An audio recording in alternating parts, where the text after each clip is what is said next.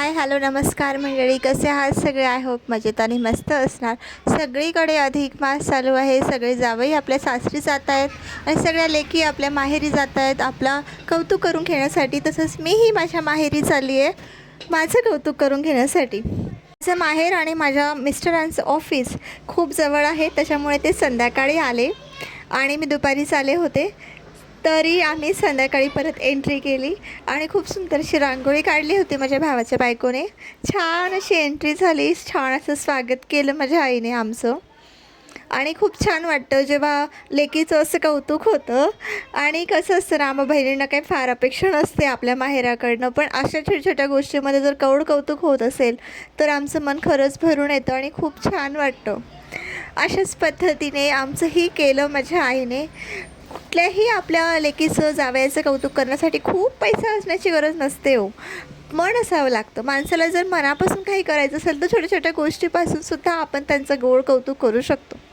आणि एक गोष्ट शेअर करायची आहे मंडळी तुमच्यासोबत. माझ्या आईबद्दल एक गोष्ट मला सांगायची आहे की माझी मम्मी तिने सगळं एकटीने केलं. आम्ही लहान असताना, साधारण मी तिसरीत असतानाच माझे वडील वारले, मी सगळ्यात मोठी. आणि तेव्हापासून म्हणजे वडिलोपार्जित असं काहीही नसताना, ना घर ना प्रॉपर्टी ना सोनं काही नाही, तरीसुद्धा माझ्या आईने स्वतःच्या दमावर आम्हाला सांभाळून तिचं अस्तित्व निर्माण केलं व स्वतःचं घर बांधलं. एक सोडून तिने 2 घरं बांधली आणि तिच्या 2 सुना आहेत, 3 लग्न तिने केली तिच्या आयुष्यामध्ये.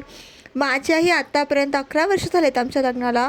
सगळे सणवार, सगळं गोड कौतुक ती प्रेमाने करते.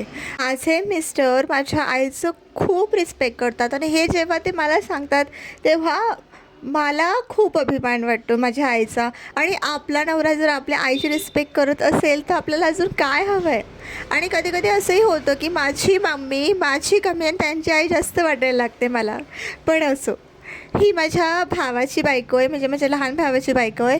त्याचंही नुकतंच लग्न झालं आहे 4 महिन्यापूर्वी. पण खरंच खूप सोज्वळ आणि छान बायको भेटली त्याला. सगळ्यांना धरून राहते, सगळ्यांशी प्रेमाने वागते आणि मम्मीसोबत मेन म्हणजे तिचं खूप जास्त पटतं. कधी कधी मलाही जेलसी होते, कधी कधी वाटतं ही माझी आई आहे, कधीच्या सुनेची आई आहे. पण खरंच खूप छान वाटतं जेव्हा सासू सुनेचं अशा पद्धतीने पटत असेल, दोघीही एकमेकींना सांभाळून घेतात. आणि खरंच ना, आपण लेकी काय 2 दिवस जातो पाहुणे म्हणून, आपल्या आईला काय आपण आयुष्यभर सांभाळू शकत नाही. पण जर तिची सून अशी भेटली आणि त्या दोघींमध्ये मायलेकीचं छान नातं होत असेल तर खरंच एक लेक म्हणून मलाही खूप अभिमान वाटतो.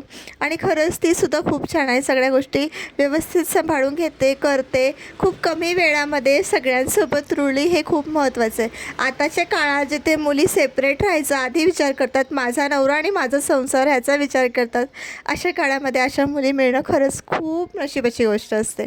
आणि माझ्या मम्मीचं पुण्य कुठेतरी आडवं आलं आणि तिला अशा सुना भेटल्या. पद्धतीने आमचा छान असा धोंडा साजरी झाला.